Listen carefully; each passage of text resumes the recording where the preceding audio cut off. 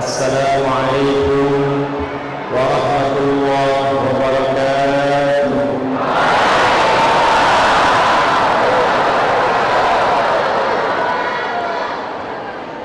Alhamdulillahilladzi allafa baina qulubina fa asbahna bi ni'matihi ikhwana. Wassalatu wassalamu ala rasulillahil ladzi biiqtida'i sunnatihi syarifati asbahna lil muttaqina imama. Fa salawatullahi alaihi wa salamuhu tam wa ala alihi wa sahbihi wa dhurriyyatihi wa ummatihi ila yaumil mi'ad alladzi amama. Yang kita hormati dan kita doakan semoga senantiasa diberikan kekuatan, kemampuan dan kesehatan untuk memimpin Sinjai menjadi kabupaten yang insyaallah dirahmati, maju dan diridhai oleh Allah Subhanahu wa taala. Bapak Bupati kita Pak Andi Setogadisa beserta Ibu Hajah Kartini Oto dan dua keluarga terbaiknya malam ini lengkap hadir Forkompindanya, bahkan juga Ketua DPRD-nya Pak Jamal, Pak Kapolres kita Pak Rahmat, Pak Dandim Pak Sumardi, yang paling viral tadi dari Ketua Kemenag Pak Ustadz Jamaris, dan tentunya yang tidak bisa kita sebutkan satu persatu, dan yang paling saya cintai seluruh keluargaku yang berada di Islamic Center ini, baik dari Sinjai dan sekitarannya. Izinkan saya memulai dengan memohon doa pada Allah Subhanahu wa taala, semoga semua yang ada di sini tanpa kecuali disayangi dan dirahmati oleh Allah Subhanahu wa taala.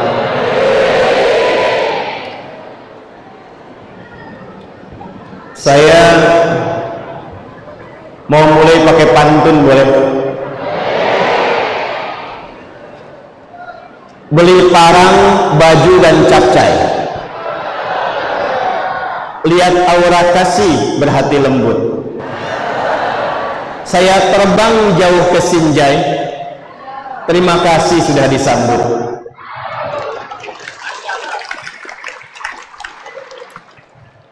Perjalanannya tidak mudah. Perjalanan ke Sinjai itu lebih daripada perjalanan ke Saudi. Berangkat jam 7 pagi dari Bekasi sampai jam 7 waktu Sinjai, 12 jam kurang lebih. Terbang luar biasa, melewati tempat yang cukup berkelok, naik turun bukit, jalanan yang tidak biasa. Dan setiba di Sinjai saya menyesal, kenapa dari dulu saya tidak ke sini.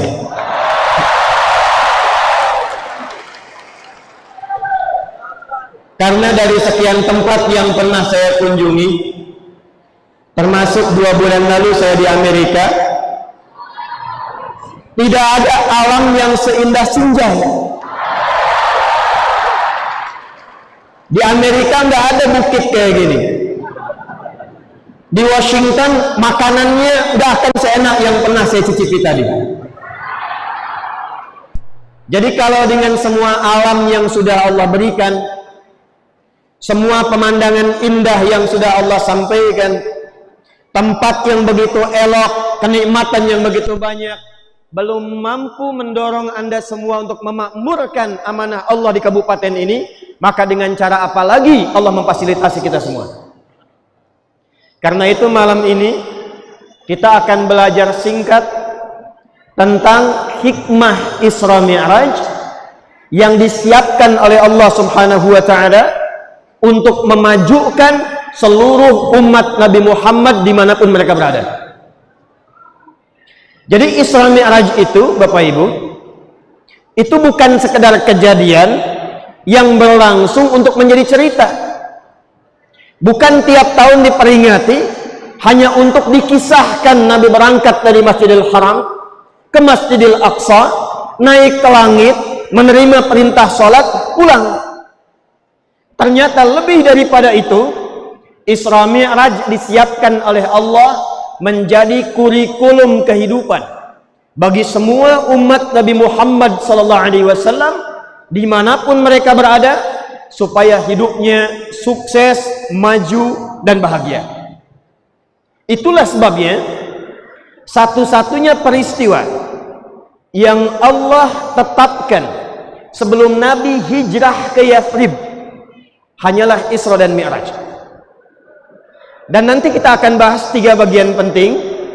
Pelan-pelan kita akan uraikan kenapa Yathrib kelak menjadi Al-Madinah Al-Munawwarah.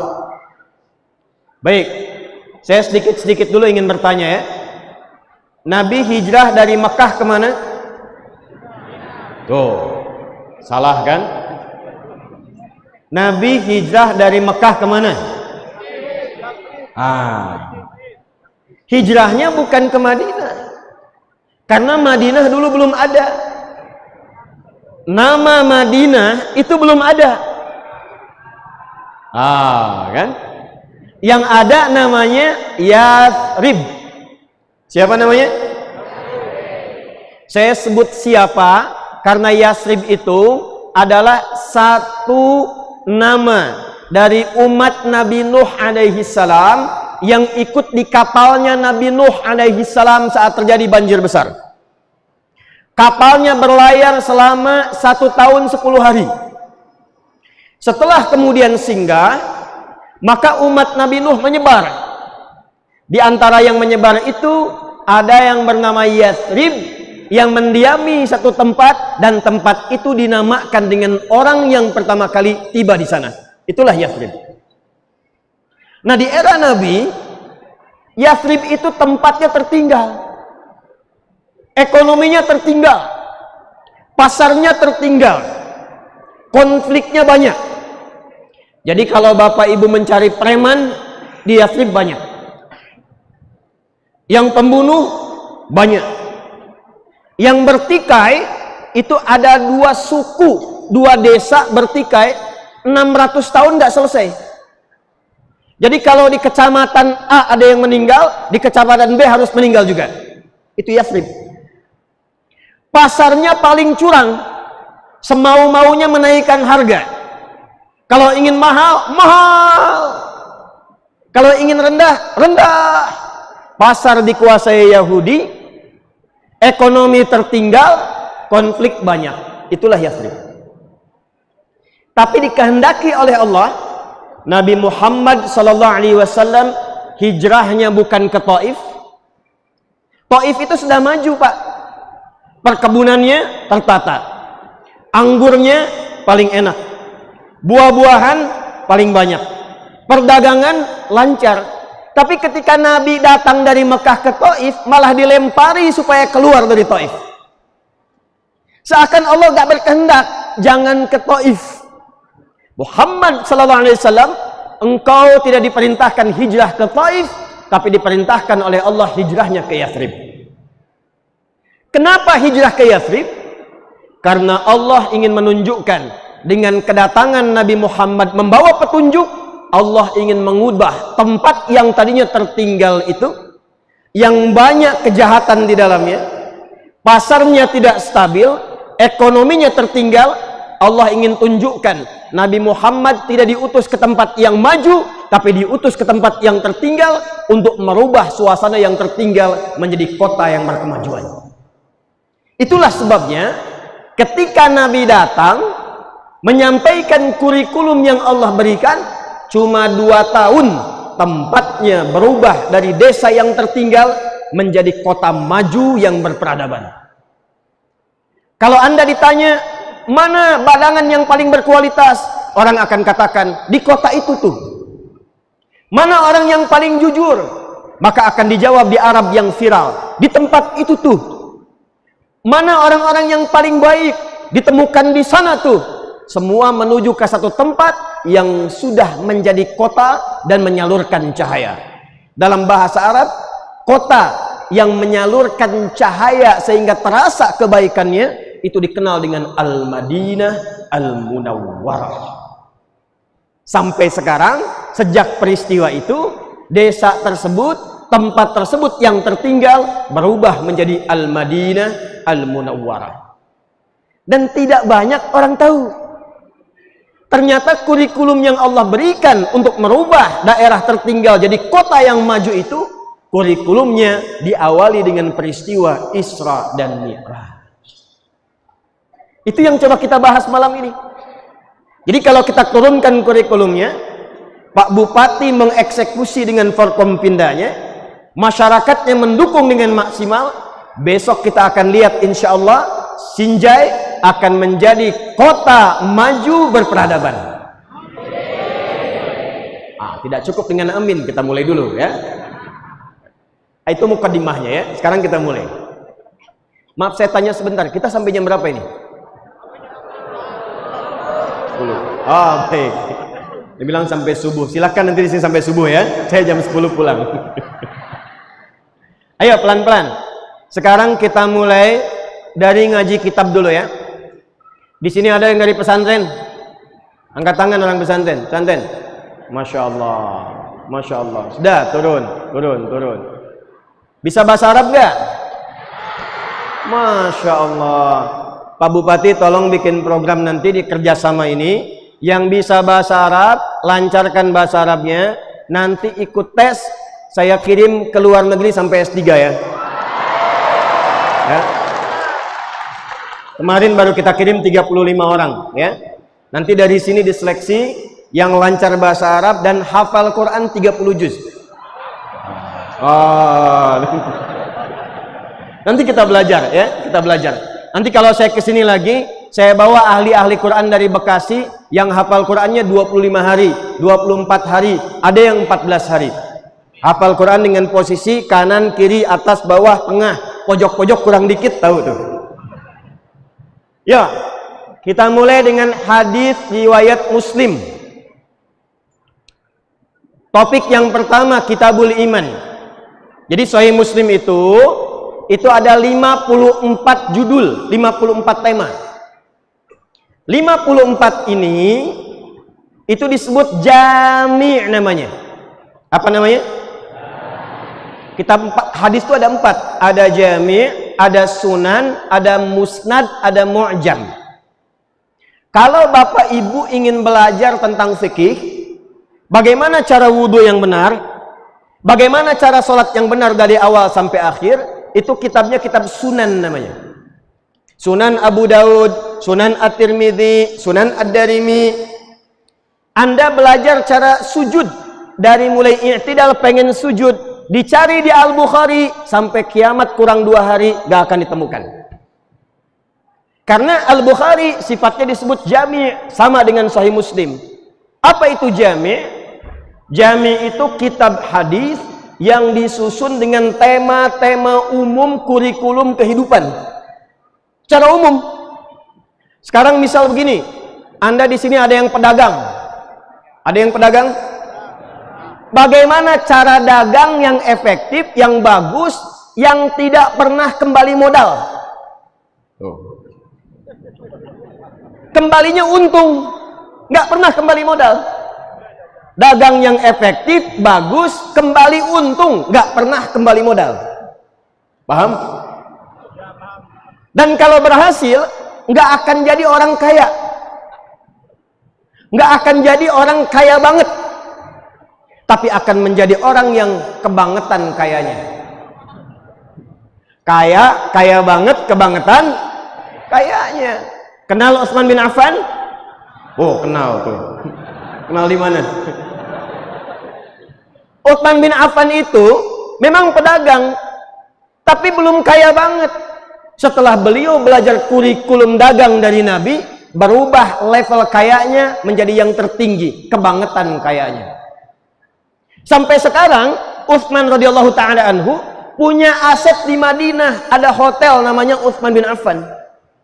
Itu hasil investasi beli kebun plus membebaskan sumur milik Yahudi, diwakafkan, sekarang areanya menjadi hotel, hasilnya disedekahkan, dibukakan rekening di Bank Saudi atas nama Utsman bin Affan. Orangnya sudah meninggal 15 abad yang lalu, punya rekening di Bank Saudi.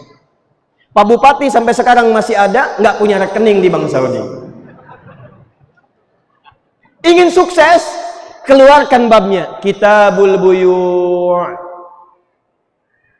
Ada pelajar di sini? Banyak pelajar ya?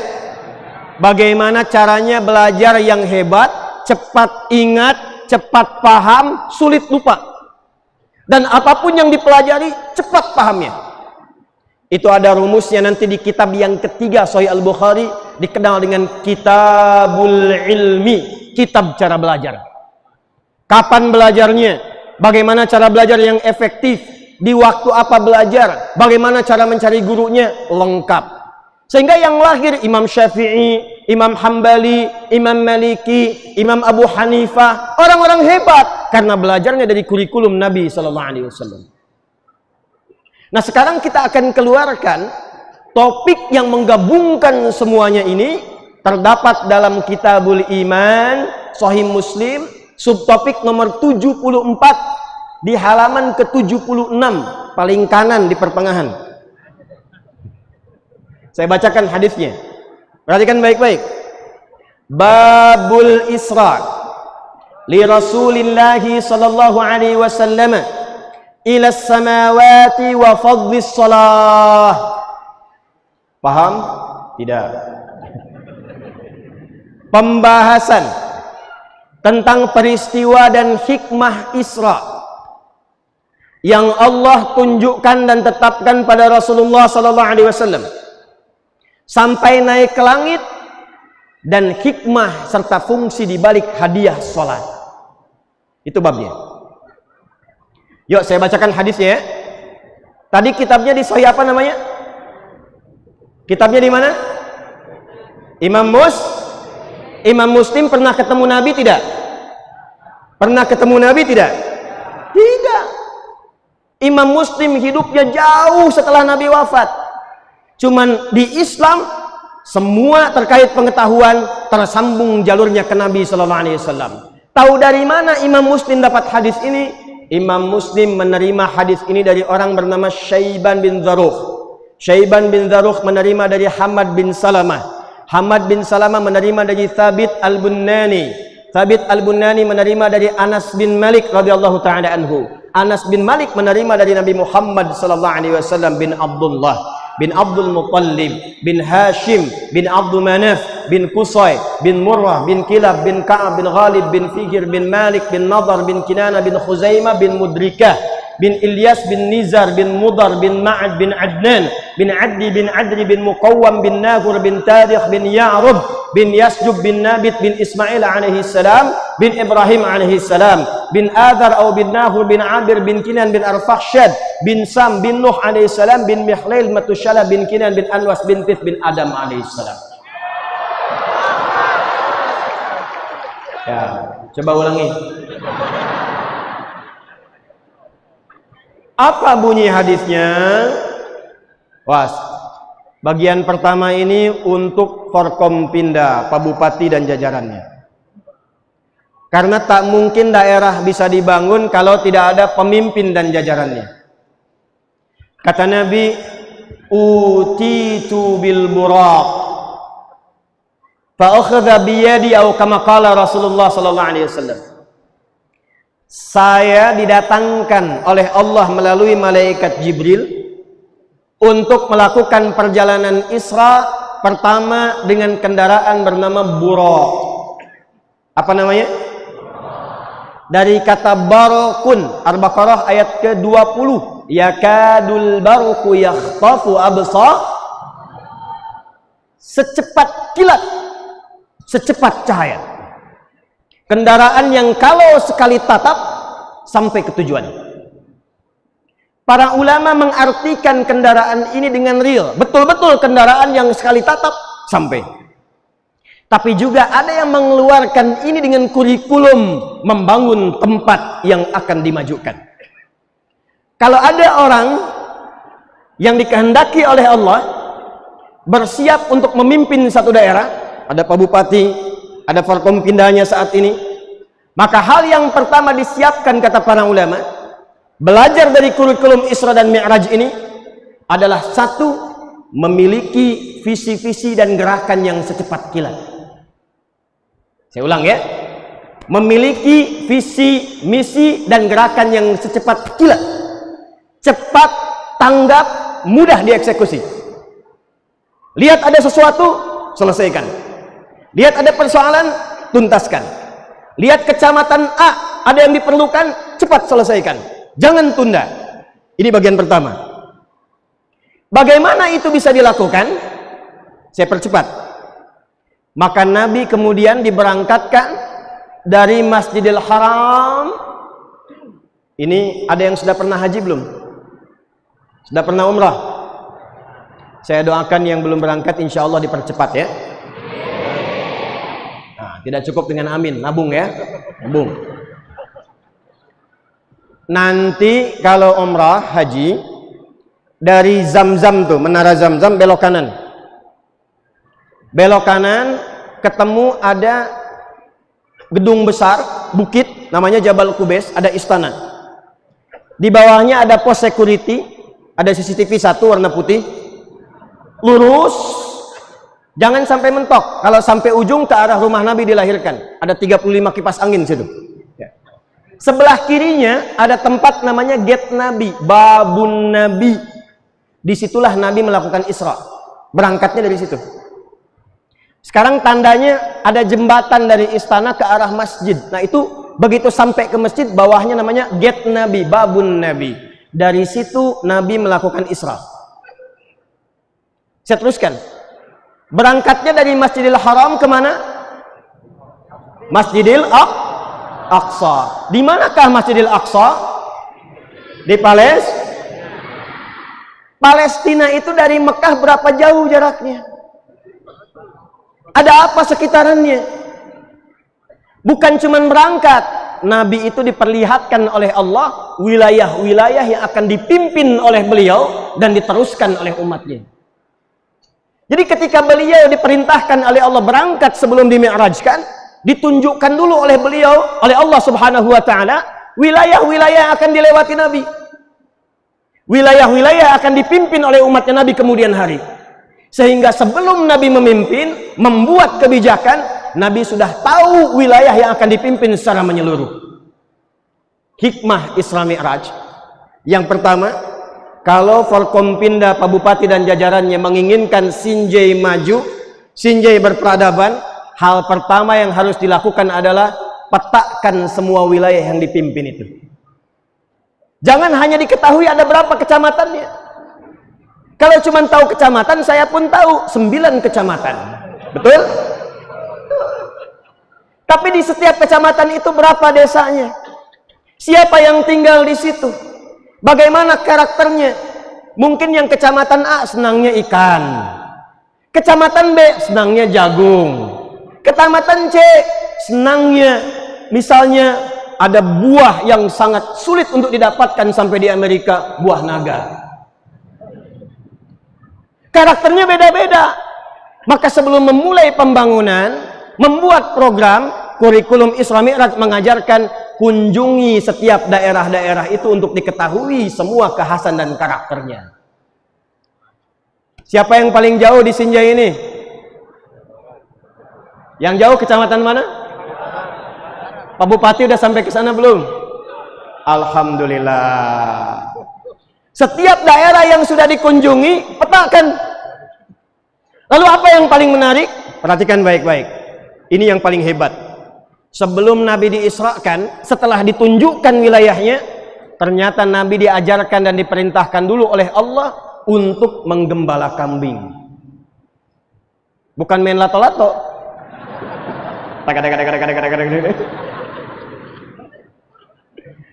Saya udah mungkin 3 kali saya mengulang di sini. Saya pulang dari Amerika, nyampe ke rumah. Begitu nyampe ke rumah saya lihat ini main apa? Saya tanya anak saya yang kecil, yang nomor 4, usia mau 2 tahun. Baru saya tanya, "Adek apa kabar?" Buya bertanya-tanya. Saya bilang udah lain dunianya sekarang ini ya. Dulu Nabi, kata beliau, "Ma ba'atsallahu nabiyyan illa wa huwa ra'al ghanam," atau kama qala Rasulullah. Enggak ada satupun nabi diutus, ditugaskan oleh Allah menjadi nabi, kecuali pertama kali diperintahkan oleh Allah untuk menggembala kambing dulu. Menggembala kambing.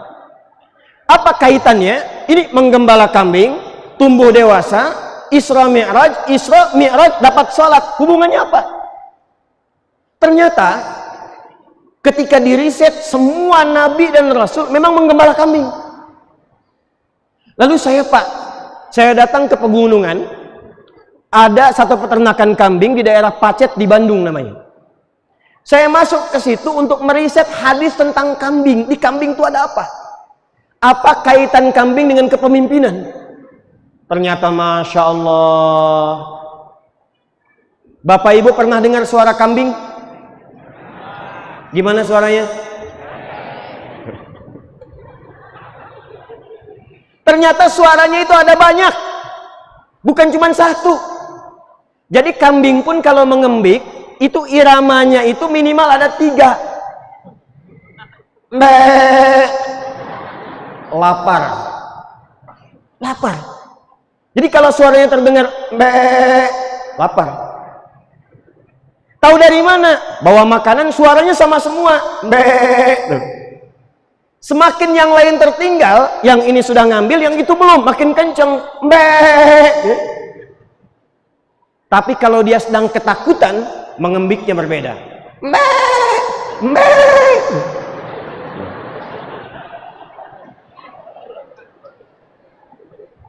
Kalau ada kambing yang sakit, beda lagi.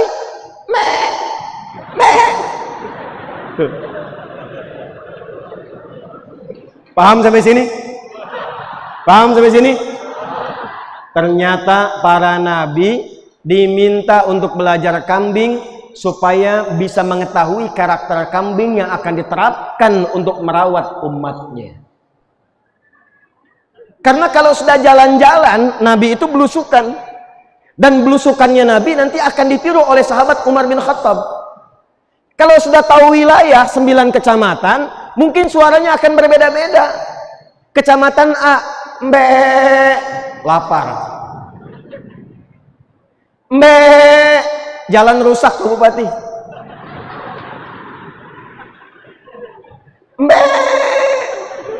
Rumah perlu diperbaiki. Nah, ternyata pelajaran itu ketika diterapkan dalam peristiwa Isra, Nabi sudah memahami karakter umatnya, cuman belum tahu di wilayah mana saja mereka akan tinggal. Itulah sebabnya ketika sudah ada Allah amanahkan, ini Kabupaten Sinjai, Pak Bupati, Ibu Wabub, Forkompinanya sudah ada, sinergikan. Petakan 9 kecamatannya ada berapa desa. Bagaimana karakteristiknya? Apa potensi yang ada di situ? Bagaimana cara mengembangkannya? Setelah selesai semuanya itu, ini yang paling hebat.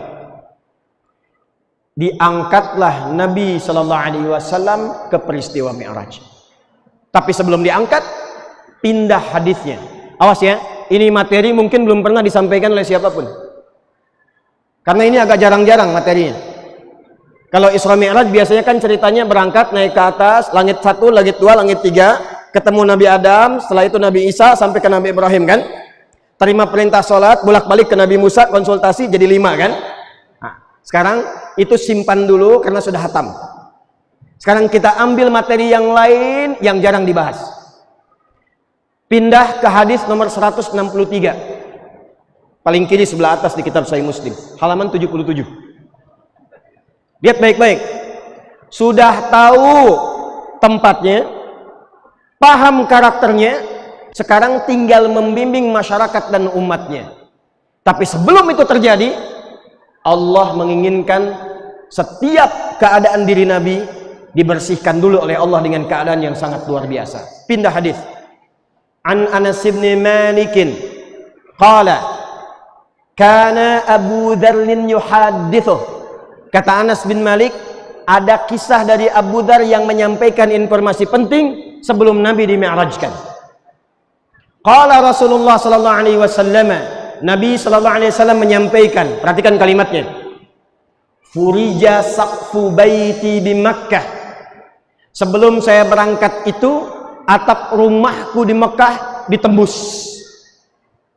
Fanazala Jibril alaihi salam. Ternyata yang turun tembus itu malaikat Jibril. Ini hadis sahih.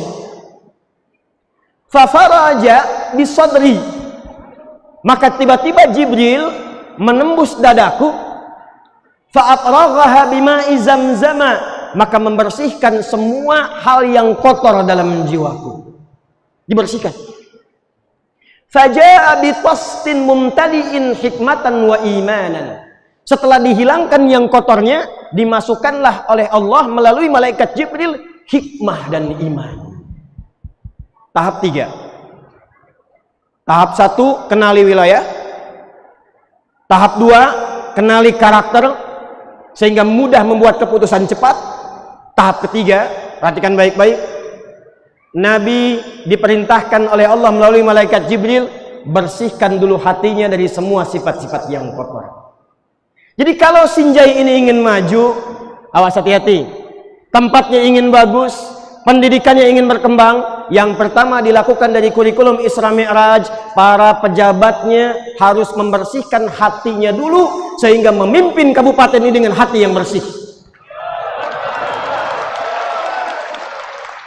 Sebab yang jadi masalah sekarang ini bukan kekurangan orang pintar, kekurangan orang yang baik yang hatinya bersih. Bukankah yang korupsi itu yang pintar-pintar? Bukankah yang mencuri itu yang pintar-pintar? Ahli hukum tapi dihukum. Ahli ekonomi nggak bisa meningkatkan ekonomi, bukan karena kurang pintar, kurang bersih hatinya. Itulah nanti kenapa hadiahnya sholat. Karena dalam sholat akan ada latihan pembersihan hati. Innas sholata tanha anil fahsya. Maaf, kata-kata kotor, jorok itu fahsya. Pornografi, porno aksi, LGBT itu fahsya. Jadi kalau sudah sholatnya bagus, Isra Mi'rajnya benar, kurikulumnya dipelajari dengan baik, maka tidak akan pernah ada tayangan-tayangan pornografi, porno aksi yang menghiasi sekitaran jalan-jalan di Kabupaten Sinjai ini. Satu. Yang kedua, kalau para pemimpinnya sudah sholatnya benar, hatinya bersih, karena jarinya seringkali tahiyat, maka jari tahiyat tidak akan pernah dipakai untuk maksiat. Pak Bupati, ada investor datang, ingin membangun Sinjai. Tapi melawan perda, cuman komisinya tinggi Pak, 10 miliar. Karena Pak Bupati sudah ngaji tentang kurikulum Isra Mi'raj, beliau katakan, maaf, jari saya jari tahiyat tidak akan pernah dipakai maksiat.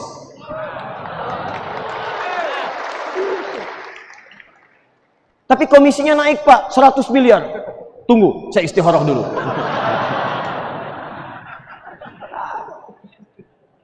Jadi yang pertama, setelah itu bersihkan hati. Coba bapak-bapak semua yang mimpin di sini yang Allah amanahkan, ingin hanya dapat kedudukan atau memang ingin beribadah?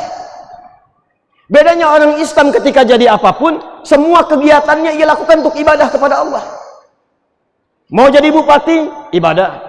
Jadi polisi, ibadah. Jadi tentara, ibadah. Di pengadilan, ibadah. Jadi rakyat, ibadah. Kalau semuanya merasa sedang ibadah dan diawasi Allah, mustahil berbuat maksiat. Ada orang mabuk sambil baca bismillah. Bismillahirrahmanirrahim. Dosanya kurang dikit deh gitu. Ada yang begitu? Tidak, karena dia merasa sedang tidak ibadah. Kalau semua orang merasakan apa yang dikerjakan dilihat Allah dan sedang ibadah, maka mustahil ada maksiat yang ia kerjakan. Itu kurikulum yang pertama. 4, saya cepat. Setelah hatinya bersih, tahu rakyatnya, tahu tempatnya, maka kata Nabi sallallahu alaihi wasallam, jaa bi tastin mumtali'in hikmatan wa imanan. Isi dengan hikmah. Isi dengan apa? Saya cepat. Hikmah itu kumpulan pengetahuan yang memajukan. Saya ulang. kumpulan pengetahuan yang apa? Memajukan. Jadi kalau ini ingin maju Sinjai, maka yang pertama ditingkatkan adalah aspek pendidikannya, Pak. Pengetahuannya. Naikkan programnya. Tingkatkan apa yang sekarang menjadikan desa tetangga berkembang. Apa yang menjadikan negara lain berkembang. Jangan tanggung, bawa kurikulumnya, praktekkan, tingkatkan mutu pendidikan di kota Sinjai ini. Jadi kalau kabupatennya sudah kita siapkan, misal, sekarang insya Allah ada kerjasama, nanti kami akan dampingi di pesantren-pesantren, bukan hanya cara menghafal Qur'annya, tapi bagaimana cara mempraktekkan Qur'an yang telah dihafalkan itu. Contoh ya, contoh. Bapak Ibu, di Inggris sekarang ada riset, ada penelitian. Orang yang hafal Quran dengan benar, itu kecerdasannya akan meningkat 3 kali lipat dari orang biasa. Hafal Quran dengan benar, kecerdasannya meningkat 3 kali lipat dari orang biasa. Alasannya karena dia telah hafal 52.000 kosakata, sehingga memorinya terlatih untuk mudah menghafalkan apapun. Tapi di Bekasi, kita ambil riset itu, kita ajarkan Quran dengan benar kepada anak-anak dari KB, TK, sampai SD. Anak KB hafal 5 juz. Menghafal Qurannya dengan benar. Ketika diajarkan apapun, tidak tunggu lama, kurang dari 1 menit mereka sudah paham. Tiba-tiba ikut pertandingan futsal, mereka itu main bola aja hampir belum pernah dilakukan. Saya cuma kasih instruksi, nah, lawannya anak SD. Kamu masukkan bola ke gawang sana, pakai kaki. Bolanya 1. Kamu yang jadi kiper di sini, jaga gawangnya, jangan kemasukan, boleh pegang pakai tangan. Mereka masuk final, juara 1, skornya 5-2. Cuman dikasih tahu, tendang bolanya masukin sana, jangan masuk ke sini. 5-2 skornya. Sekarang mau diajarkan apapun, cepat Pak. Diajak ke silat, cepat. Taekwondo, cepat. Matematika, cepat. Anak SD baru masuk kelas 3, baru lihat coding, sekarang sudah bisa coding. Coding itu program-programmer di komputer untuk menggerakkan aplikasi. Anak SD ditunjukkan langsung bisa Pak. Quran. Jadi saya ingin nanti insya Allah, yang di Sinjai ini, ketika nanti ada prakteknya, bukan hanya menghafal Quran. Yang senang berdagang, nanti akan ada pebisnis datang membimbing. Begini cara berdagang yang dibenarkan sesuai dengan anjuran Quran. Yang ingin jadi dokter, nanti ada kurikulum kedokteran. Bagaimana ayat-ayat dalam Al-Quran membimbing Anda menjadi dokter yang hebat di bidangnya. Siap? Siap insya Allah? Baik, cepat. Sekarang untuk semuanya. Nabi sudah diperlihatkan rakyatnya, masyarakatnya. Diberikan tuntunan hikmah, diberikan karakter mengerti masyarakatnya, baru dimi'rajkan. Quran surah ke-17 ayat 1, Subhanalladzi asra bi'abdihi lailam minal masjidil haram ilal masjidil aqsa. Itu Isra'nya yang tadi kita bahas. Mi'rajnya pindah ke surat An-Najm yang Qori tadi kita bacakan. Walaqad ra'ahu nazlatan ukhra inda sidratil muntaha. Maka diangkat Nabi oleh Allah Subhanahu wa taala dengan malaikat Jibril, langsung naik secara singkat ke langit tertinggi ke-7. Secara singkat. Apa yang diberikan oleh Allah? Ternyata Allah bukan memberikan harta. Allah tidak memberikan materi. Allah tidak memberikan kedudukan. Tapi Allah memberikan satu hadiah yang kalau itu dipraktekkan, maka itulah sumber kebahagiaan, kesuksesan, dan sumber untuk mendapatkan apapun yang ingin diraih dalam kehidupan. Itulah sholat. Itulah apa? Tenang. Nah, ini yang paling penting, dan di sini inti kajian kita akan dimulai. Yang tadi mukaddimah, makanya saya agak cepat ya. Ini intinya. Jadi Bapak Ibu sekalian, inti Isra Mi'raj itu letaknya ada pada sholatnya. Makanya hadiah pokoknya ketika turun yang dibawa sholatnya. Baik, sholatnya berapa waktu? Berapa waktu? Yuk kita sebutkan satu-satu. Sholat pertama apa? Subuh. 2, 3, 4, 5. Perhatikan baik-baik. Yang 5 waktu ini disunnahkan dikerjakan berjamaah atau sendirian? Berjamaah atau sendirian? Kalau berjamaah ada imamnya tidak? Ada makmumnya tidak? Imam itu pemimpin atau pengikut? Mulailah dipraktekkan kurikulum tadi lewat skema sholat. Lihat baik-baik. Ini jarang diajarkan ya. Tapi di kitab ulama banyak didapatkan. Ternyata semua bacaan dan gerakan sholat itu ada maknanya. Itu ada artinya. Contoh, sholat pertama subuh, kenapa disebut dengan subuh? Itu bukan nama biasa. Kenapa bukan sholat sobah? Kok sholatnya subuh? Kenapa siang bukan sholat nahar? Kenapa zuhur? Kenapa sore bukan sholat masa? Padahal bahasa Arabnya sore itu masa. Kenapa sholatnya asar? Kenapa bukan sholat lail tapi sholat isya? Karena memang semua namanya ada makna yang terkait dengan kurikulum kehidupan kita. Satu, subuh. Quran surah 81 At-Takwir ayat yang ke-18. Was-subhi idza tanaffas. Dan demi waktu subuh, semua kegiatan sudah disiapkan dan siap akan dimulai. Kata subuh tidak disebutkan dalam bahasa Arab kecuali menunjuk arti sesuatu yang sudah disiapkan untuk dilakukan, agenda yang telah tersusun untuk dieksekusi. Jadi kenapa sholat pertama disebut dengan subuh? Ingin memberikan pesan kepada kita semua, kalau ingin sukses, ingin maju, ingin berkembang, ingin tinggi derajatnya, maka sejak bangun dari tidur kita sudah harus punya program yang tersusun untuk dieksekusi. Semuanya. Nih teman-teman antum nih pulang dari sini, kalau ditanya besok mau ngapain? Jam 7 ada di mana? Jam 8 apa yang dilakukan? Jam 9 apa yang dikerjakan? Orang Islam itu, kenapa sholat pertamanya disebut dengan subuh? Seakan-akan Allah ingin mengatakan seorang muslim itu pribadinya sejak bangun dari tidur dia sudah punya agenda terperinci yang akan ia lakukan di hari itu. Karena orang sukses itu orang yang punya visi, orang yang punya kegiatan yang tertata. Jangan sampai Anda ditanya jam 12 mau kemana? Ya gimana nanti aja. Nanti sudah besar mau jadi apa? Ya terserah Allah saja. Tidak. Kalau kita tarik ke sini ke Sinjai.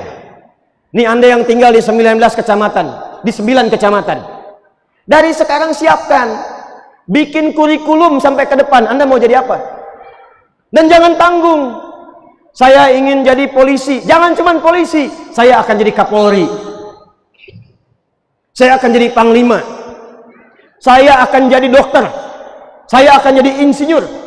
Saya akan sekolah ke Mekah. Saya akan sekolah ke Amerika. Buat dari sekarang. Persiapkan. Sekarang pemerintahan Forkompindanya, Pak Bupati dan timnya dengan cara yang sama merumuskan program kerjanya selama 5 tahun. Apa yang dilakukan di kecamatan A, kecamatan B, kecamatan C, kecamatan D sampai 9 kecamatan. Itulah sebabnya kenapa disebut dengan subuh. Was-subhi idza tanaffas. Disiapkan, setelah siap-siap membuat program, jangan langsung dieksekusi.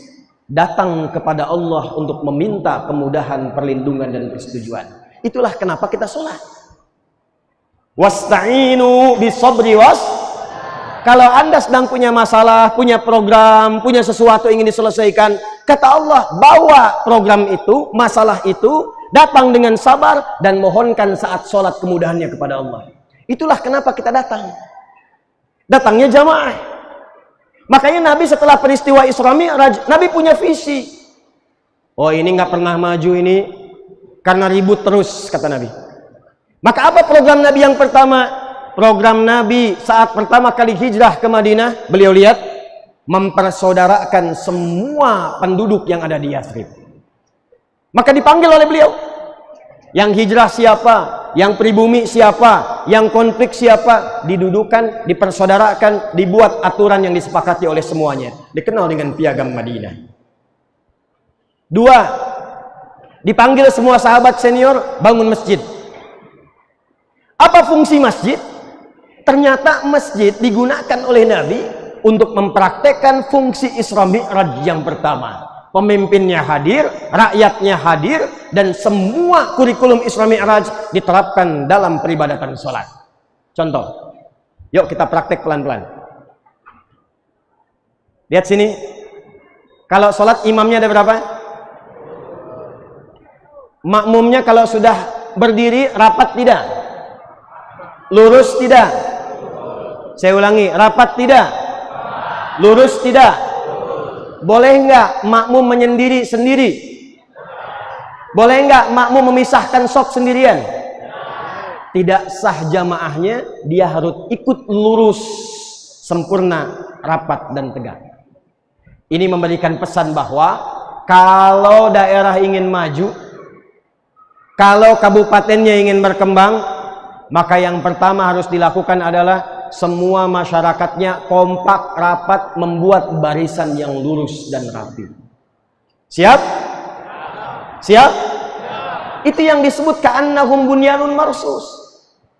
Lalu sholat seperti itu disebut sholat apa namanya? Sholatnya namanya apa? Kalau ada imam dan makmum, makmumnya rapat, sholatnya namanya sholat apa? Jamaah. Apa artinya jamaah? Jamaah itu bukan cuma buat manggil, jamaah, bukan. Jamaah itu dari kata al-jam'u. 1, artinya kumpul. 2, artinya kenali siapa yang kumpul. 3, artinya perhatikan dan saling membantu antar yang kumpul. Itu jam'u. Sifatnya disebut jum'ah. Orangnya disebut dengan jamaah. Kenapa sholatnya disebut dengan sholat jamaah? Allah menginginkan lewat Nabi, setiap masyarakat yang datang ke masjid, ya Muhammad SAW, persaudarakan mereka. Jangan sampai ada orang datang ke masjid nggak kenal siapa yang di sampingnya. Coba saya tanya, kalau Jumatan, Anda datang Jumatan banyak, kenal nggak siapa yang duduk di sampingnya? Tahu nggak siapa yang ada di belakangnya? Itu bukan jum'ah yang diinginkan dalam Al-Quran. Nabi itu nggak pernah sholat jamaah kecuali beliau tahu siapa yang duduk dan siapa yang menempati saf-saf dari ujung kanan sampai ujung kiri. Nabi hafal. Yang kanan si fulan, yang tengah si fulan, kiri pojok si fulan. Ada seorang jamaah subuh yang konsisten subuh selalu berada di sebelah kanan masjid. Tiba-tiba kemudian orangnya terlambat datang. Nabi tiba-tiba kemudian melihat, sebentar, ada jamaah kita yang kurang. Ini kalau Nabi nggak pernah ngecek, nggak pernah tahu, nggak mungkin menyebutkan demikian. Kata Nabi, tunggu sampai si fulan datang. Ternyata sampai menjelang habis waktu subuh, orangnya nggak pernah datang. Selesai sholat, ditengok ke rumahnya, rupanya orangnya sudah meninggal dunia.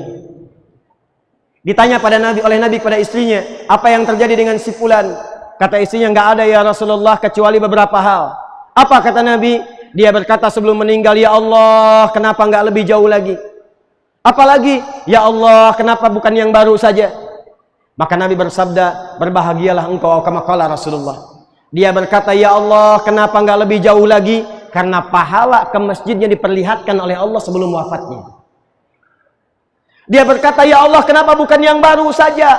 Karena di jalan saat musim dingin, dia melihat orang kedinginan, dia bagikan baju bagian luarnya, tersisa bagian dalamnya yang baru. Maka diperlihatkan pahalanya karena memberikan pakaian yang luar yang lamanya. Maka dia berkata, ya Allah, kenapa bukan yang baru saja? Poinnya bukan kisahnya, poinnya Nabi tidak pernah terjadi orang sholat di zaman Nabi kecuali semua kenal siapa satu dengan yang lainnya. Itu yang kita praktekkan. Di saat antum datang ini, datang kenalan dari kecamatan mana? Ini sekarang banyak nih. Kenalan satu dengan yang lainnya. Bapak dari mana, Pak? Ibu dari mana, Bu? Kecamatan apa, Bu? Pak. Nanti setelah itu tanya profesinya apa.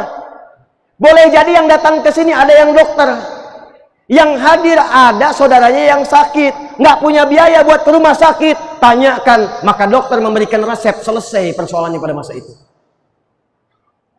Ada yang tidak punya makanan, ketemu dengan yang kelebihan, dibagi makanan.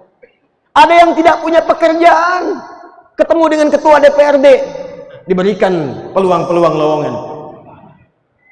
Ada yang ingin jadi polisi, nggak tahu kemana, ada Kapolres sekarang. Ada yang pengen jadi TNI, ada Padandim sekarang. Ada yang pengen pengadilan, di kejaksaan, ada semua kumpul. Bayangkan, kalau semua Forkompindanya berjamaah, masyarakatnya berjamaah, maka semua kebutuhan persoalan di Kabupaten Sinjai selesai dengan cepat dituntaskan pada saat itu. Takbir. Lalu imam melihat sebelum sholat. Imam kan gak langsung takbir, lihat dulu jamaahnya. Lalu apa yang dilakukan imam?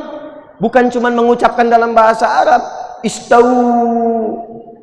Makmumnya jawab, udah tahu. Kalau itu boleh pakai bahasa Indonesia. Yang nggak boleh itu khususnya dua.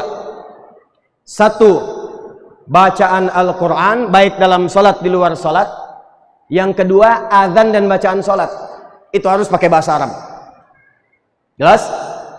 Di luar itu boleh pakai bahasa Indonesia sepanjang tak terkait dengan ibadah pokok. Kalau Quran, walaupun ada terjemahan, tetap nggak akan enak bahkan kalau dibacakan terjemahannya untuk suratnya saja. Contoh, Al-Baqarah artinya apa? Sapi betina. An-Naml, semut. An-Nahl, lebah. Pesantren 1 dengan pesantren 2 sedang tanya, ente sedang baca surat apa tadi? Sapi. Kamu apa? Semut. Enak gak? Nggak enak. Sebab kenapa? Indahnya, nikmatnya Quran bisa dibacakan dalam bahasa Arab. Ketika dibacakan dengan bahasa Qurannya, itulah mukjizatnya yang sampai ke dalam diri kita. Tapi mengingatkan orang untuk siap sholat, itu boleh menggunakan bahasa Indonesia. Balik. Pak, Ibu, rapatkan, luruskan saf. Tenangkan hatinya sebelum sholat. Rasakan ini sholat yang terakhir. Mungkin saja dalam sholat kita kembali kepada Allah. Khusyuk. Lalu lihat siapa yang sholat. Mungkin ada orang yang sedang transit. Ada yang nggak bisa berdiri lama. Ada anak-anak yang ikut sholat. Maka di situ imam memetakkan bacaan apa yang sesuai dengan kemampuan makmum menerima bacaan sholat. Jangan karena imamnya orang pesantren dia begitu takbir Allahu Akbar, tarawih malam pertama, ghairil maghdubi alaihim waladdallin, amin, yasin, Allahu Akbar. Lihat makmumnya. Kalau makmumnya wajahnya kelihatan kul-kul, bacakan surat yang diawali dengan kul. Kul a'udzu birabbin. Nah. Kalau makmumnya kelihatan wajahnya ikhlas sekali, bacakan surat Al-Ikhlas. Sesuai kemampuan. Nah ini kalau dibawa ke masyarakat jadi hikmah namanya. Pak Bupati ketemu dengan seorang warga, karena terbiasa melihat dalam sholat, dilatih melihat karakter, maka bisa memahamkan. Kadang ada orang yang bisa menerima penjelasan dengan bahasa yang langsung, butuh dengan keterangan para ulama, datangnya tidak langsung, datang ulama, terangkan, berikan penyuluhan. Pak Dandim, Pak Kapolres punya program, masyarakat tak bisa langsung terima karena nggak paham, nggak terbiasa menerima. Karena tahu kebiasaan masyarakat, oh ini butuh seorang ustadz dari pesantren, gandeng ustadz ulama, minta dijelaskan, selesai program. Itulah fungsi imam melihat kepada makmum sholat. 3, cepat. Imam kalau ruku, makmumnya ikut. Boleh nggak imamnya ruku, makmumnya sujud? Boleh imamnya sujud, makmumnya ruku? Maka kalau sudah ketemu pemimpin yang bagus bacaannya, bersih hatinya, bagus programnya, peduli dengan rakyatnya, maka Nabi menyampaikan innama ju'ilal imamu liyutamma bihi. Maka kalau menemukan imam yang begitu, cukup ikuti saja. Jangan banyak berisik. Jangan banyak teriak. Kalau sudah programnya jelas, orangnya bersih, orangnya bagus, kata imam ruku, ruku. Kata imam sujud, sujud. Bantu yuk bangun jembatan, ayo Pak siap. Bangun rumah itu yuk, ayo. Jangan imam bilang, ayo bangun jembatan, nggak mau Pak, pengennya perumahan. Nggak akan selesai. Imam sudah bagus, ikutin. Tapi juga jangan lupa, maaf, imam pun kadang-kadang ada saja bacaan yang tidak sempurna. Sehingga makmum di situ penting mengingatkan. Kalau imam salah bacaan diingatkan tidak? Kalau imam lupa rakaat diingatkan tidak? Sholat subuh berapa rakaat? Ada yang 1 rakaat? Kadang-kadang ada kalau lupa. Maka ketika imamnya lupa, makmumnya membaca apa? Subhanallah. Maka adabnya imam pun mesti mengerti dengan kemampuan dirinya. Kalau ada usulan-usulan dari masyarakat atau pengingat dari masyarakat, jangan alergi untuk diingatkan. Tapi masyarakat harus mengingatkan dengan cara yang baik. Jangan imamnya bacanya salah. Saya qulu sufaha'u minal jin. Salah, hei, salah. Maka imam dan makmum batal sholatnya. Subhanallah. Apa bacanya? Subhanallah. Serahkan semua kepada Allah, halus. Itulah yang dicirikan dalam Al-Quran. Ketika ada seseorang salah, jangan dieksploitasi orangnya. Jangan dicela manusianya, yang diperbaiki kesalahannya. Maka Anda datang dengan program-program yang jelas, proposal yang jelas, urusan yang jelas, dengan cara yang lembut dan halus, sehingga masalah bisa diselesaikan dengan solusi yang nyaman. Saya baru dari Jakarta kemarin. Ada kejadian diceritakan oleh seorang profesor. Imamnya santri, masih muda. Makmumnya senior, tapi hafal Quran. Jadi ketika imamnya baca Al-Baqarah, dia baca, "Wa min haitsu kharajta fawalli wajhaka syatral masjidil haram wa innahu lal haqqu mir rabbik." Kata makmum, subhanallah. Imam ngulang lagi, wa min haitsu kharajta fawalli wajhaka syatral masjidil haram wa innahu lal haqqu mir rabbik. Kata makmum, subhanallah. Ini nyata, diulang lagi. Wa min haitsu kharajta fawalli wajhaka syatral masjidil haram wa innahu lal haqqu mir rabbik. Kata makmum, subhanallah. Karena nggak tahu yang mana yang salahnya, maka karena sudah jengkel 3 kali nggak dibenarkan, dia nengok ke belakang, yang benar apa? Karena di situ ada 2 ayat. Yang satu yang dibaca yang imam, yang kedua, wa min haitsu kharajta fawalli wajhaka syatral masjidil haram wa haitsu ma kuntum fawallu wujuhakum syatrah. Yang makmum pahamnya ayat selanjutnya, yang imam baca ayat sebelumnya. Kadang-kadang pimpinan punya program yang sudah bagus, rakyat punya usulan, tapi nggak diterangkan dengan benar, sehingga bukan nggak sejalan, nggak ada titik temu karena nggak ngobrol. Kalau nggak ada yang nggak sepakat, dudukan, jangan berisik. Kalau ada yang kurang sepakat, sampaikan dengan cara yang lembut. Jelaskan dengan terang, Pak, kecamatan kami tidak butuh jala ikan, karena yang kami panen itu buah naga. Bapak berikan aja solar dan jalanya ke tempat kecamatan lain. Untuk apa? Support perahu mereka. Ke kami kirimkan bibit aja, Pak. Jelas. Ini dikirimkan jala malah diprotes. Bikin status di Instagram, bupati nggak tahu kebutuhan rakyatnya. Kirimkan jala, yang kamu butuhkan bibit. Yang salah Anda. Dudukan. Itulah sholat. Terakhir, pelan-pelan, terakhir. Nanti saya akan tutup dengan memberikan bonus menghafal Quran dengan cepat. Dalam 5 menit saya tunjukkan Anda bisa hafal 5 ayat dengan posisinya, kanan, kiri, atas, bawah. Mau? Baik. Sebelumnya saya sampaikan yang terakhir dulu. Lihat baik-baik. Fokus. Mau sinjai maju? Mau berkembang?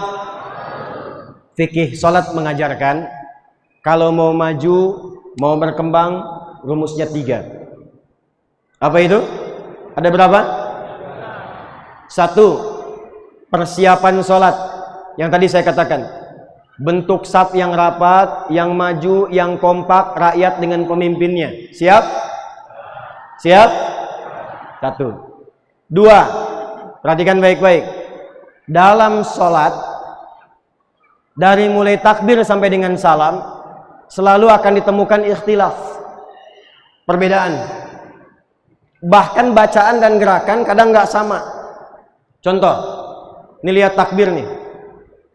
Allahu Akbar, ada yang di sini. Hadis Muslim hadis 397. Ada yang di sini. Di Ibnu Majah. Allahu Akbar. Sedekap. Ada yang begini, ada yang begini, ada yang di sini. Ada yang di sini, ada yang di sini, ada yang di bawah. Baru sedekap, baca iftitah. Iftitah ada 9 doa. Yang wajah tuh, yang Allahu Akbar kabira, yang Allahumma ba'id, dan seterusnya. Baca Al-Fatihah, Al-Fatihah bukan satu riwayat. Kita baca yang riwayat Hafiz dari Asim sampai Ar-Rahmanir Rahim, gak ada perbedaan. Ketika masuk Maliki Yaumiddin, Maliki Yaumiddin, yang di Libya bacanya pendek, Maliki Yaumiddin. Ketika masuk Ihdinas Siratal Mustaqim, pakai shad. Yang pakai waras pakai sin, Ihdinas Siratal Mustaqim. Ada yang pakai zai, Ihdinas Siratal Mustaqim. Anda yang lebih dahsyat, Anda baca pakai a. Wadduha wallaili idza saja, ma wadda'aka rabbuka wa ma qala. Di wilayah suku Saudi ada yang nggak bisa a dari dulu sampai sekarang. Bahkan menyebar sekarang ke Palestina, ke Syria, sebagian ke Irak. Itu kalau dibilang ana, dia bilang ane. Anta, inte. Madrasah, madrase. Nah, mungkin Betawi sanadnya ke situ tuh. Ya. Itu kalau baca Quran, bukan a, bacanya e. Wadduha, dia baca wadduhe. Wallaili idza saje, ma wadda'aka rabbuka wa ma qala, walal akhiratu khairul laka minal ula. Anda ketawa tuh saya bacain e, saya bacain a di tempat itu wadduha. Dia ketawa dia. Tuh baca udah ikhtilaf. Kemudian apa lagi? Gerakan ruku, i'tidal, sami Allahu liman hamidah. Mau sujud, itu sujud ada yang pakai telapak tangan, ada yang pakai lutut, ikhtilaf lagi. Apa hikmahnya? Hikmahnya, dalam kehidupan semua kita pasti punya pandangan yang berbeda. Akan sama. Ini bapak ibu kesini aja pasti punya pandangan yang beda. Kenapa tempatnya harus di situ? Kenapa nggak di sini? Kenapa jalannya begini? Kenapa nggak begitu? Kenapa jamnya jam segini? Kenapa nggak jam segitu? Nggak. Kalau kita mengerjakan sesuatu untuk memuaskan semua orang, nggak akan pernah tercapai. Maka yang harus dilakukan Pak, bikin program yang memenuhi kebutuhan, bukan mencukupkan keinginan. Karena itu semua bacaan dan gerakan sholat sesuai kebutuhan, bukan keinginan. Ada yang nggak bisa A, bisanya pakai E, Allah berikan bacaan pakai E. Ada yang nggak bisa sujudnya pakai telapak tangan turunnya, bisanya pakai lutut, Allah berikan yang pakai lutut. Bukan pakai keinginan. Yang dibutuhkan apa? Kalau pakai keinginan, semua nanti akan kreatif. Ada yang baca A, ada yang baca B, tapi Allah batasi. Yang kira-kira semua bisa, lakukan dengan cara yang sama. Makanya bacaannya cuma satu, Allahu Akbar. Nggak pernah ada bacaan Allahur Rahman, Allahur Rahim, Allahul Quddus. Nggak ada. sekalipun al-asmaul husna kurang lebih ada 99 nama, tapi yang dibaca tetap Allahu Akbar, karena semua bisa melakukannya. Jika semua warga sekabupaten Sinjai menginginkan satu program yang sama dan semua bisa, silahkan seragamkan keseluruhannya. Tapi mulai iftitah, mulai Fatihah, mulai ada perbedaan, berikan kebutuhan, jangan berikan keinginan. Maka turunlah kemudian keragaman dalam sholat sesuai dengan kebutuhan-kebutuhan jamaahnya. Ini yang dipahami.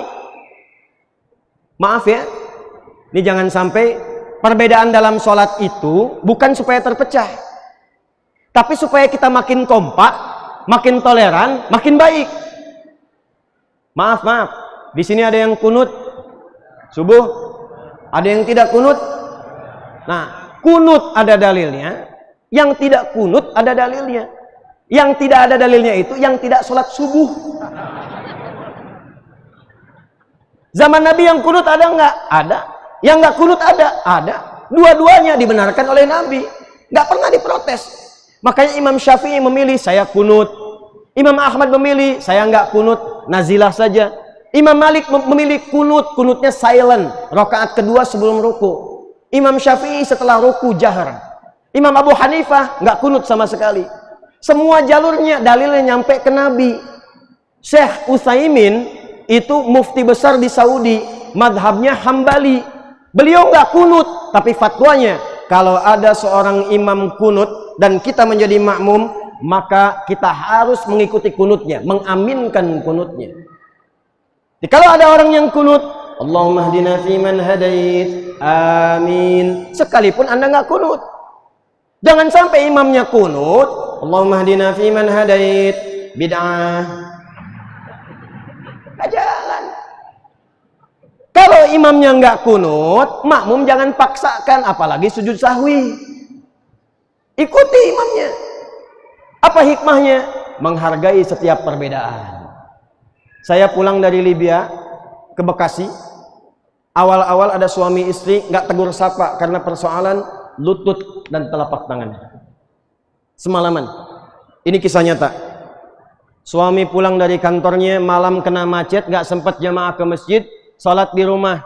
Kelihatan oleh istri baru ikut taklim, suami juga ngaji di tempat lain. Begitu suaminya mau sujud dari i'tidal, sami'allahu liman hamidah rabbana walakal hamd, Allahu akbar, turun lututnya dulu. Istri melihat. Istri belajar di majlis taklimnya, turunnya pakai telapak tangan dulu. Begitu suaminya salam, assalamualaikum warahmatullah, assalamualaikum warahmatullah, istri tanpa muqaddimah langsung datangi suaminya mengatakan, papa tadi sholatnya salah. Suami karena ar-rijalu qawwamuna 'alan nisa, defense. Salah apa? Kata istri, papa harusnya sujud itu telapak tangan dulu, bukan lututnya dulu. Kata suami, mama yang nggak baca hadis. Padahal dua-duanya nggak baca hadisnya. Besoknya ketemu saya tanya, nggak tahu dalilnya. Tapi malam itu keduanya nggak tegur sapa. Yang satu ke barat, kedua ke timur. Besok datang ketemu saya katakan, Bu, yang pakai lutut yang bapak itu lakukan di Sunan Abu Daud nomor hadis 838 nih, rawinya namanya dari Wa'il bin Hujur, paling kanan sebelah bawah. Yang pakai telapak tangan dari Abu Hurairah nomor hadis 840, cuman beda 2 nomor nih kiri atas. Kenapa Wa'il meriwayatkan pakai lutut? Karena Wa'il masuk Islam lebih duluan daripada Abu Hurairah. Nabinya masih kuat, ikut perang Badar, ikut perang Khandaq, perang Uhud. Begitu dilihat, nabinya sujud pakai lutut. Abu Hurairah masuk Islam 3 tahun sebelum Nabi meninggal. Tahun ke-7 Hijrah. Nabi usia 60 tahun. Usia 60 tahun, beliau punya penyakit klasik yang dirasakan orang senior, lututnya bermasalah. Makanya di hadis-hadis itu, Nabi sering dikatakan sholatnya nyender ke tiang. Kadang pakai tongkat. Kenapa? Lutut bermasalah. Karena bermasalah, nggak mungkin saat sujud pakai lutut duluan. Maka beliau turunkan telapak tangannya. Tapi hikmahnya bukan masalah tua dan muda, senior dan junior. Jadi jangan sampai ada anak muda di sini mau sujud pakai telapak tangan duluan, sampingnya lihat tua. Maksudnya apa? Untuk memudahkan, silahkan pakai telapak tangan. Yang tangannya bermasalah, silahkan gunakan lututnya. Lututnya kena cedera karena olahraga, gunakan telapak tangannya. Telapak tangan benar, lutut benar, yang salah kepala duluan.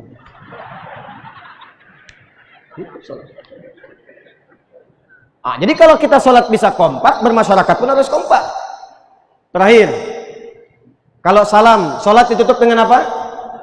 Salam. Saya tanya, kalau semua salam itu wajib dijawab tidak? Semua salam wajib dijawab tidak? Tidak semua salam wajib dijawab. Kok bisa Ustaz? Ada salam di luar sholat wajib dijawab. Assalamualaikum akhi. Waalaikumsalam. Salam dalam sholat gak wajib dijawab. Bayangkan kalau wajib dijawab. Imamnya salam, Assalamualaikum warahmatullahi. Waalaikumsalam. Pertanyaannya, kenapa salam dalam sholat tidak wajib dijawab dan tidak perlu dijawab? Untuk menunjukkan bahwa kalau sudah saling kompak, saling berbagi, saling mengisi, lakukan dengan ikhlas tanpa harus meminta jawaban dari orang yang telah kita bantu. Pemimpin kalau sudah salam, berkhidmat saja. Gak usah merasakan kalau sudah saya memberikan sesuatu, rakyat harus balas. Biarkan Allah yang menggerakkan hati-hati masyarakat untuk memberikan pujian dan kebaikan. Masyarakat juga begitu. Kalau sudah bisa saling membantu, gak harus saling tuntut. Hidup saling tuntut itu capek, lelah. Maka praktekkan nilai salat dalam kehidupan, tebarkan salam dalam kebaikan, absus salam. Kalau semua sudah dipraktekkan, maka lihat apa yang Allah tetapkan untuk kita semua. Jelas? Paham? Sekarang kita punya waktu terakhir 10 menit menuju jam 10. Saya ini dari sini harus kembali ke Makassar. Makassar masih 4 sampai 5 jam. Jadi kalau saya berangkat jam 10, jam 11 sampai jam 3 langsung ke bandara, check-in pesawat. Pesawat berangkat setengah 5. Jadi saya berikan waktu 5-10 menit. Sekarang saya akan ajarkan insya Allah berbagi cara cepat menghafal Quran. Nanti detailnya perhatikan baik-baik. 1. Insya Allah dari MOU tadi kita akan follow up, Pak Bupati izin. Yang pertama, saya akan coba merumuskan program pengkaderan ulama untuk Kabupaten Sinjai. Ya. Jadi kita harapkan harus ada perwakilan dari semua kecamatan, harus ada. Kalau perlu semua desa, ya. Disiapkan 1, mengaji baca Quran harus benar. Kalau ingin ikut calon ulama harus bisa bahasa Arab, harus bisa mau menghafal Quran. Apa programnya? Insya Allah akan diberikan beasiswa, dididik, diberi beasiswa, sekolah sampai S3. 2. Ini yang nanti bacaan Qurannya bagus, kita akan ada program menghafal 30 hari 30 juz.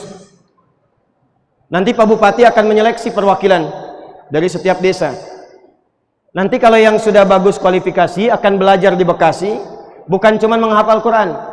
Belajar nanti tentang tabligh, tentang khutbah, tentang imam, tentang dakwah.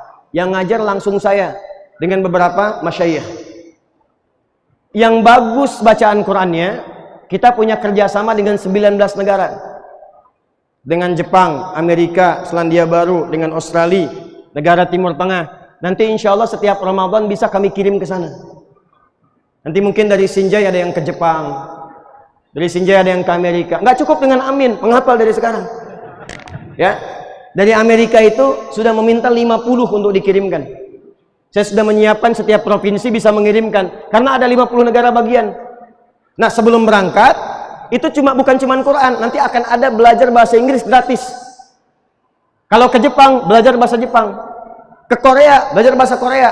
Jadi betul-betul belajar, bukan cuma annyeonghaseyo. Betul-betul belajar. Watashi wa Indonesiano Adi desu. Saya Adi dari Indonesia. Ke Perancis, bonjour, comment ça va? Ça va bien. Selamat sore, apa kabar? Ya? Ke Filipina, comment está ka? Mabuti, apa kabar? Sehat-sehat. Ke Bangladesh, kamu naso baluasi. Apa kabar? Baik-baik. Ya. Ke Inggris. How are you, John? I'm fine. Thank you. Ya. Ke Arab, kaifa halak? Alhamdulillah, ana bikhair. Mana lagi?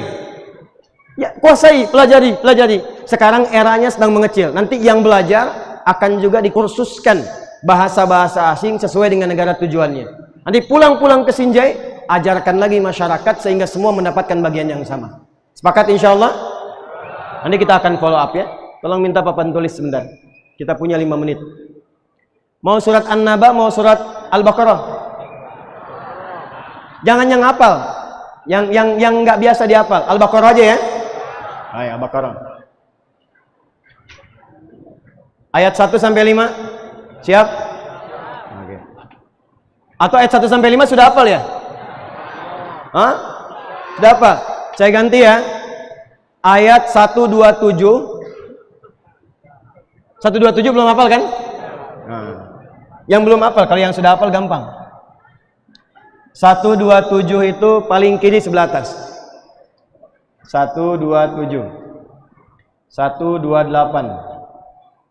129. 130. 2, 3, 4. Hapus baik-baik. Sudah? Satu lagi. 131. Sudah?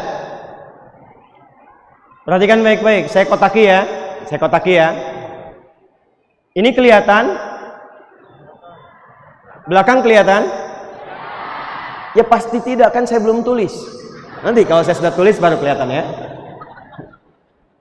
Ini saya kotakin nih. Dah ya, pelan-pelan nanti saya hitung. 127, 128, 129, 130, 131. Lihat sini. Perhatikan baik-baik. Posisinya kiri. Apa? Saya ulang. Posisinya kiri. Apa? Gini. Posisi itu bukan ingin menunjukkan bahwa kita hafal, kita detil, bukan. Supaya memudahkan kalau dibutuhkan, gampang Qurannya keluar. Kalau ngimamin, kita tuh merasa ada mushaf di depan kita. Bukan dipajang. Ada betul-betul di hadapan kita. Karena hafal. Sebelah kiri, sebelah mana? Yuk, 127. Ucapkan, 127. 128. 129. 130. 131. Baik. Karena waktunya terbatas, saya berikan awal ayatnya. 127 wa idh yarfa'u. Wa idh yarfa'u. Sudah? Sudah?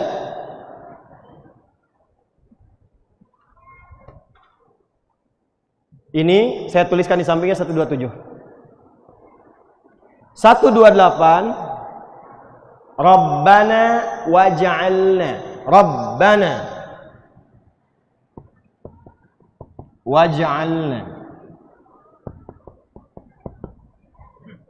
Ulangi. 127 apa? Wa in yarfa'u. 128 Rabbana waj'alna. Apa 128? 127? 128? Ya. 129 Rabbana wab'ath.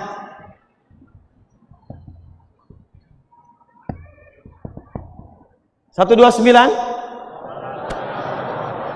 Rabbana wab'ath. Apa? 128. 127. Baik. 127. 128. 129. Baik. 130. Pelan-pelan. Wa may yarghab. Wa may yarghab.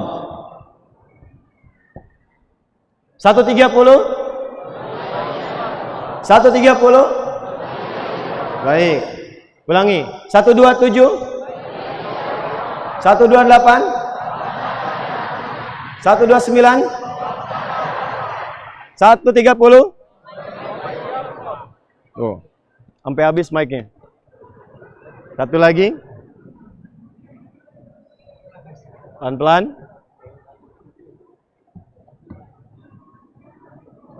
Sampai kaget ya. Ulangi. 127, 128, 129, 130. Perhatikan. 130, 129, 127. Satu lagi ya. 131 ya. 131. Idh qala lahu.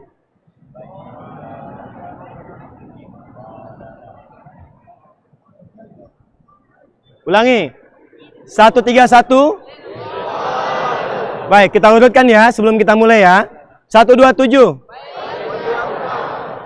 128, 129, 130, 131. Idh qala lahu apa? Baik. Ulang. 127,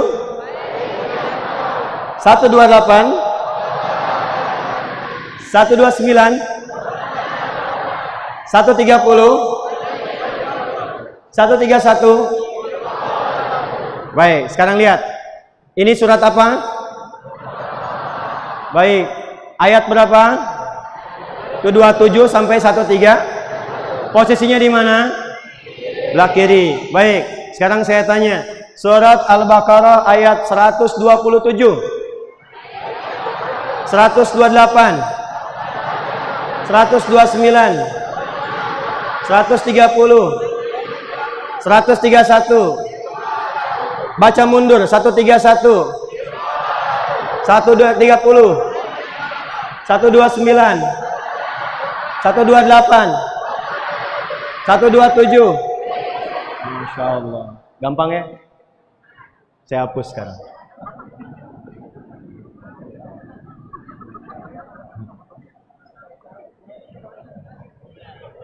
Ini apa? Baca. Ini. Ini. Ini. Ini. Tuh, kalau udah hafal, kosong aja dibaca. Nanti kalau sudah hafal, di At-Taisir itu ngulangnya itu cuman pakai selembar. Selembar itu 30 juz. Dan mengulangnya menggunakan nomor semua. Nanti kalau teman-teman main ke sana, anak-anak itu mengulangnya pakai nomor semua. Peci ukurannya berapa tuh, akhi? Khatamallahu ala qulubihim wa ala sam'ihim wa ala absarihim ghishawa. Ukuran baju berapa? Wa idh qala lahu rabbuhu aslim qala astaghfir. Jadi semua pakai Quran. Ya. Ustaz Adi anak berapa? Ulaika ala hudan min rabbihim wa ulaika humul muflihun. Istri berapa? Alif lam mim. Ada rencana poligami? Shadaqallahul azim. Sudah kita berdoa. Mudah-mudahan doa kita dikabulkan oleh Allah Subhanahu wa taala. Sebelum kita berdoa, saya ingin kita sepakat dulu. Mau Sinjai maju mau? Mau berkah? Maka mulai hari ini kita harus sepakat.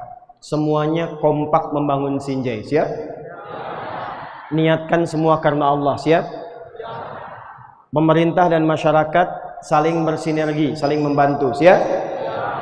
Masyarakat kalau mengingatkan harus dengan cara yang baik dan lembut ya. Siap? Pemerintah kalau ada program sampaikan dengan pemerata, baik dan lembut. Siap ya? Mari kita berdoa. Mudah-mudahan malam ini memberikan berkah untuk kita semua insyaallah. Izin saya berdoa sambil duduk ya, supaya nyaman kita meminta kepada Allah.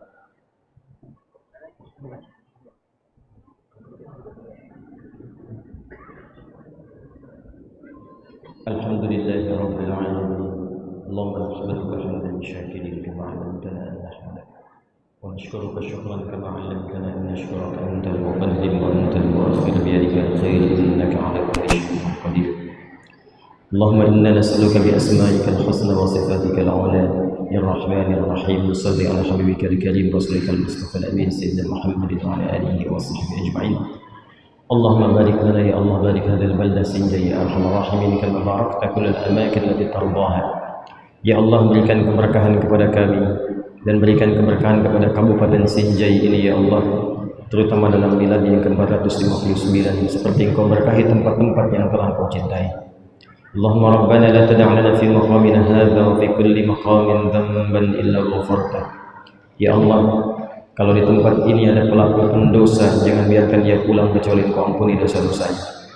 Wala hamman illa farajtah, jika ada di antara kami yang tengah merasakan kegelisahan, jangan biarkan dia pulang kecuali Engkau telah tenangkan keadaan hatinya. Allahumma wala 'asiran illa yassartah, jika ada di antara kami yang tengah mengalami kesulitan, maka mohon ringankan dan angkat segala kesulitannya.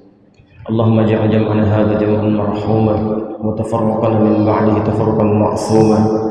Ya Allah, jadikan pertemuan kami di malam hari ini pertemuan yang menjadikan kami lebih taat kepadamu, dan bila pun kami mesti berpisah, jadikan perpisahan kami mengeratkan silaturahim dan kebaikan di antara kami.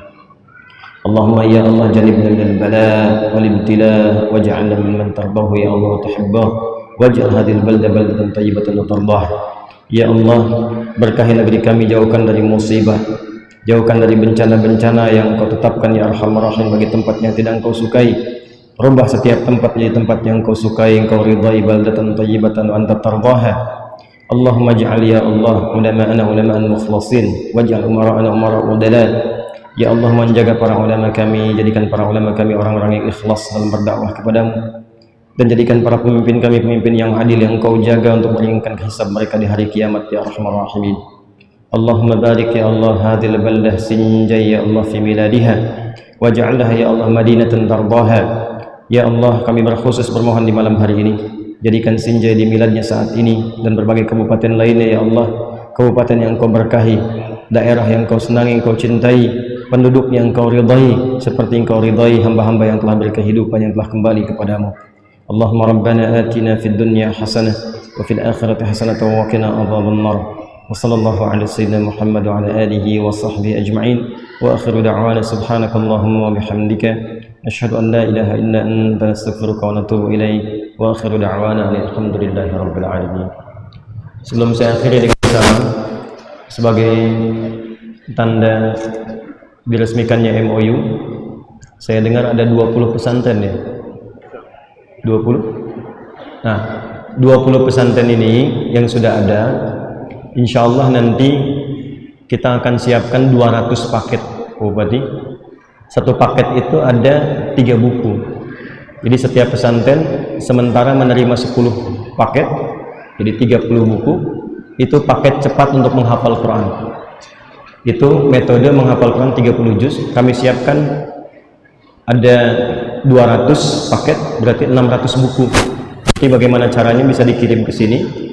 Silahkan dikirimkan ke tiap pesantren, itu nanti untuk persiapan sebelum berangkat ke Bekasi. Terima kasih, semoga berkah untuk semua. Subhanakallahumma wa bihamdika asyhadu an la ilaha illa anta nastaghfiruka wa natubu ilaik. Wa akhiru da'wana alhamdulillahi rabbil alamin. Assalamualaikum warahmatullahi wabarakatuh.